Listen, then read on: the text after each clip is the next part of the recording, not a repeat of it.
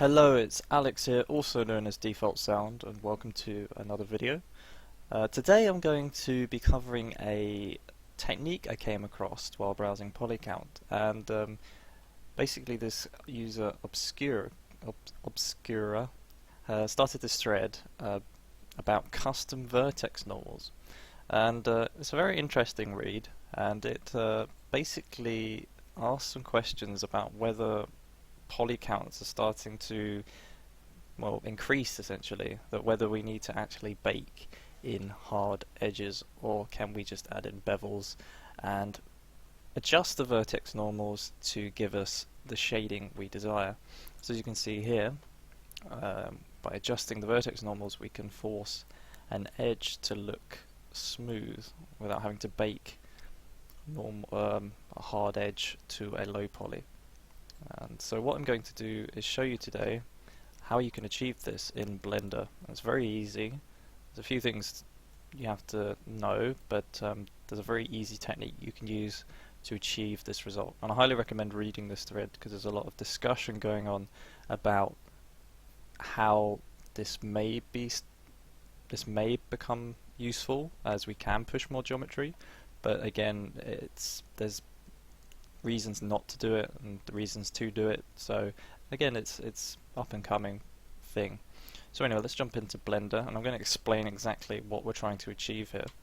So on the far left here, this is the result we want to get. So what I've got here, you can see the vertex normals as these little pink lines. So here is the edited vertex normals. So what we're basically achieving is, by placing a bevel, we can say, okay, we can have two vertices here, and then we can essentially make these vertices perpendicular to one another. So the shading result you get is something like this.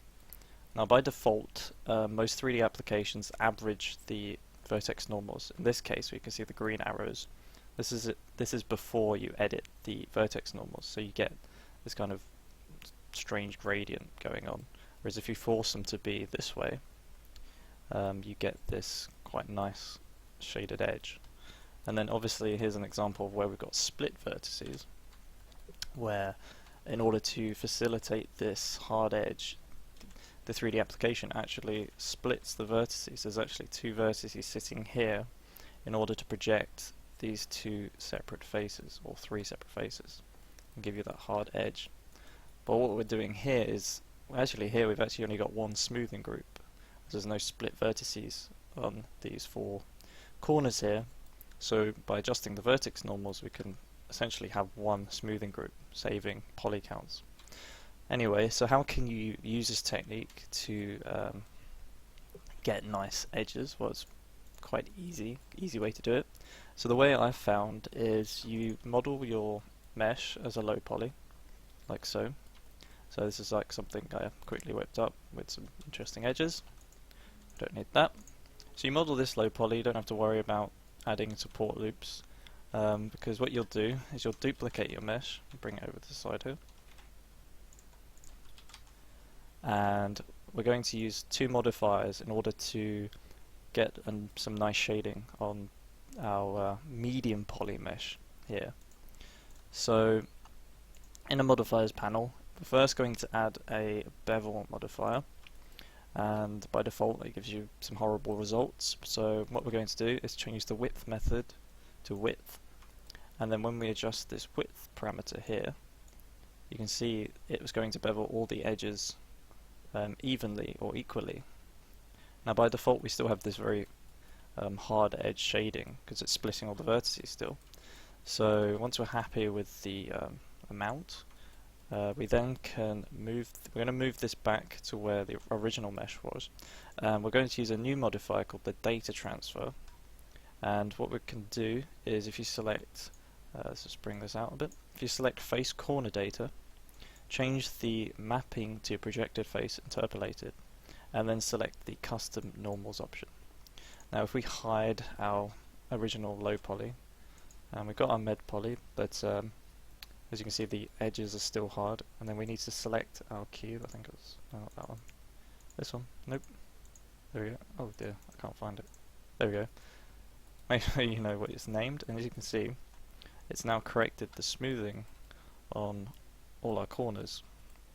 And because this is a real time, we can actually make adjustments on the fly, so you can change the width, length if you want like a smoother edge, or you can, actually this doesn't do anything here, or you can add more segments. Now I noticed that every odd number works for some reason with the segments. I'm guessing it's to do with how the vertices are split.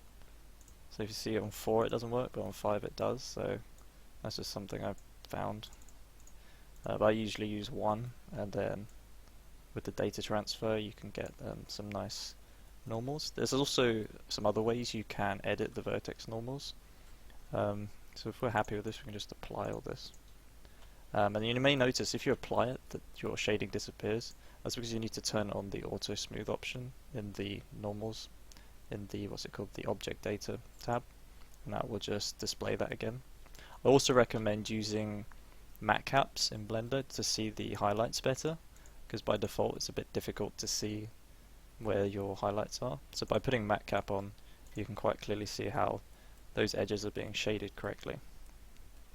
There was something else I'm trying to think. So yeah, so once we apply that, you can see that every edge has been beveled, and if we look at our vertex normals, that these vertices are now basically perpendicular at each face, and these bevels allow us to support that shading essentially.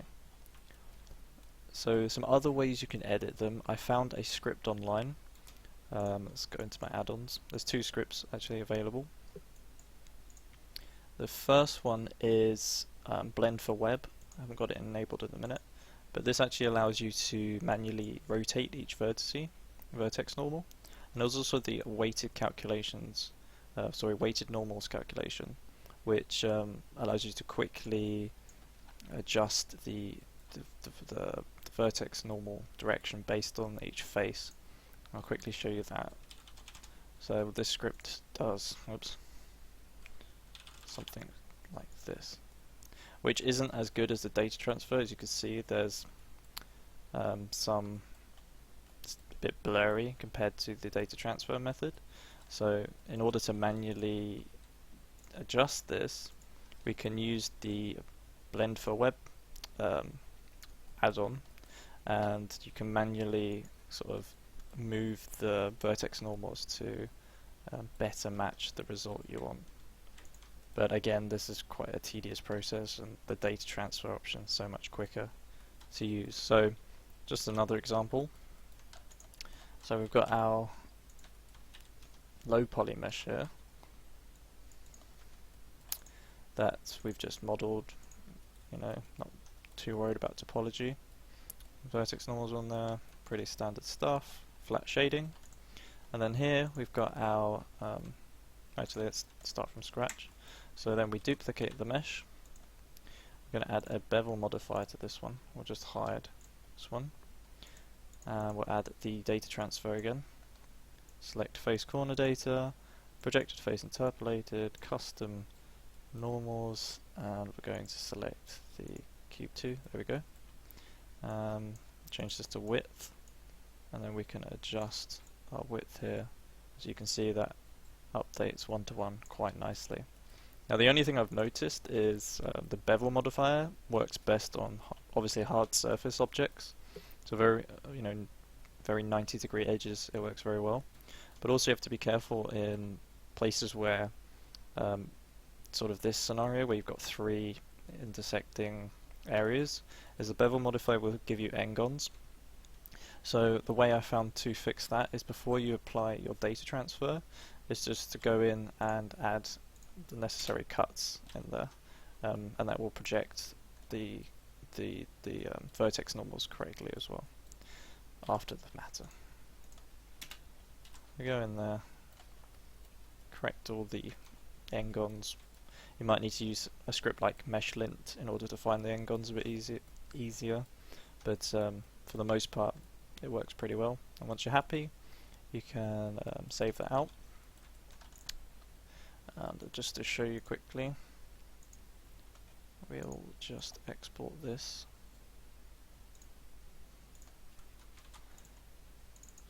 throw it in Marmoset.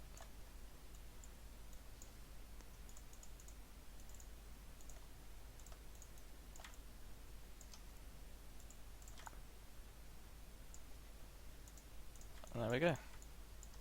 You can see it's a little bit more higher poly because we've got these bevels in there, but as we've adjusted the vertex normals we get very nice edges without having to bake from a high poly.